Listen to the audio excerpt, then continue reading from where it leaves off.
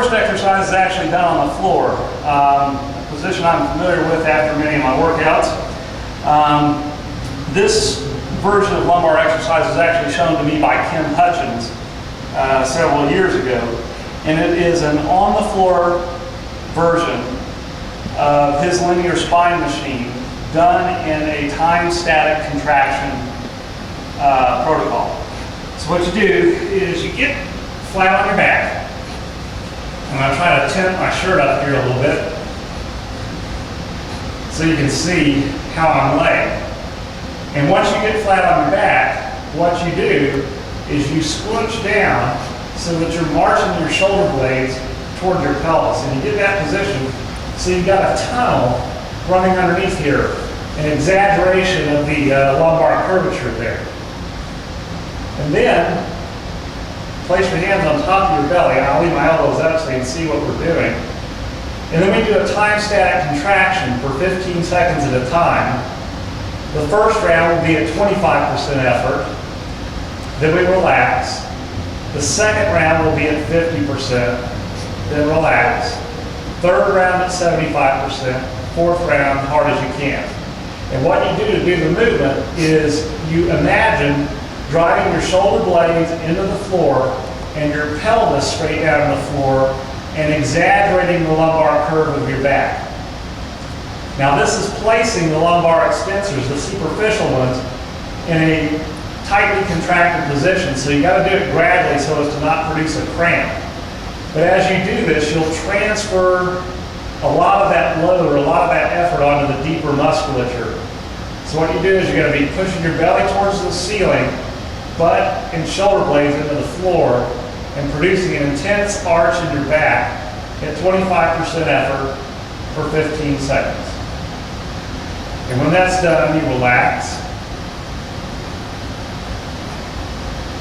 And then you slowly come up again into an intense arch.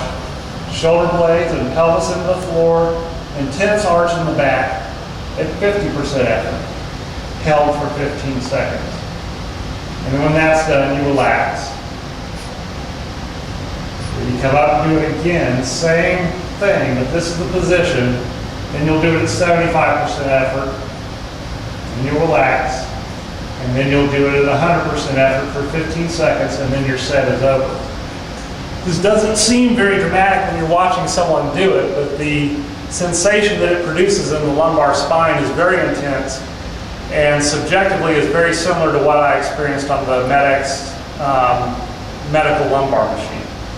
So now we'll move on to the next exercise. Okay, the next exercise that we can use it to target the same area in the same way is a version of the deadlift, and it does not take much weight at all because of the way in which we do this. It is sort of built around a Romanian style of deadlift, and what we mean by that is when you get in position, you're actually going to have your rear end or your butt stuck out and try to hold it stable in that position.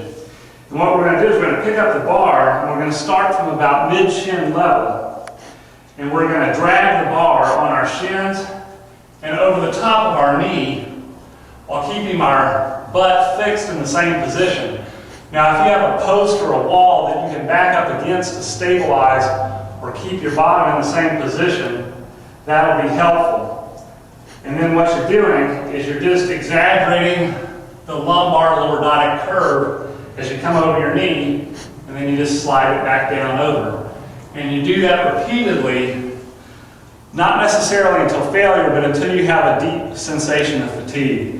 At no point do you want to fatigue so much that you allow your back to round or to lose the lumbar curvature. What I've done is I've moved closer to a pullover machine so I can have some sort of sensation of keeping my buttock lightly in contact with a vertical surface. Now I'll go ahead and demonstrate for you what this movement looks like. First thing, you got to pick it up and get it to mid-shin level. And then once there, this is what we're doing. And you'll notice we're just exaggerating the lumbar curvature as we come up. And remember, those extrinsic muscles are contracting from the base of your skull to your sacrum. So the entire spine has to curve in a lordotic direction. Neutral head position will not necessarily be maintained. But that's what we're doing. And I can tell you, you really feel it. Okay, this version of lumbar extension I also got from Ken Hutchins. It was off of one of his videotapes of sub-protocols that he produced just prior to his involvement with the super slow zone.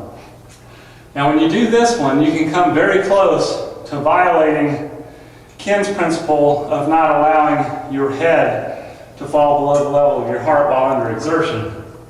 But it does produce a very good effect in the lumbar extensors, but it requires some thinking and coordination to accomplish. What you do is you get under the roller pads and plant your feet. You're going to be grabbing the bar like this. The real key in this is to mentally stabilize your pelvis, imagining that you were cranked into a MedX machine. Now it's not going to be perfect, but it's going to approach the letter of the law. We're going to be hanging on to the movement arm up here, and we're going to be doing a lumbar extension like this. And when we get here, we're going to try to exaggerate the lumbar curvature in the back. When you're hanging onto the bar, you're just using your hands as hooks to allow resistance to be loaded onto the torso. The one thing not to do though is don't just ape hang so that your shoulders kind of roll forward out of socket. That's damaging to the shoulder girdle and the rotator cuff. We want to keep that tight, but mentally be using this only as a means of connecting the resistance to our torso. And I'll show you a couple reps of what that's going to look like.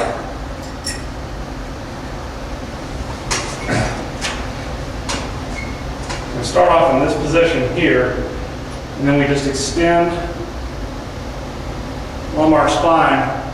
When we get here, we really exaggerate the lumbar curvature like we did on the floor exercise. And then we uncontract. You get the torso almost to vertical, and then you reverse again. And you have to do this by feel. My demonstrating it for you will not necessarily get it, but when you get on and try these things, try to replicate that same burn, deep burn in the lumbar area that you feel on a MedX machine, particularly the medical machine, and just try to reproduce that sensation. When you do, that's because you're activating the multifidi and the really deep musculature. Now, that cadence is probably a little faster than super slow, but that was just because I wanted to take the time to demonstrate to you a few repetitions, and I was getting tired. But it may be actually a little bit slower cadence than that, but the real emphasis is on exaggerating the lumbar curve. So there are 3 movements that we use here at Ultimate Exercise to substitute for our lack of a MedX or a linear spine machine, and we seem to get by okay with it. If you want to try it, I wish you luck. Let us know what you think. Thanks.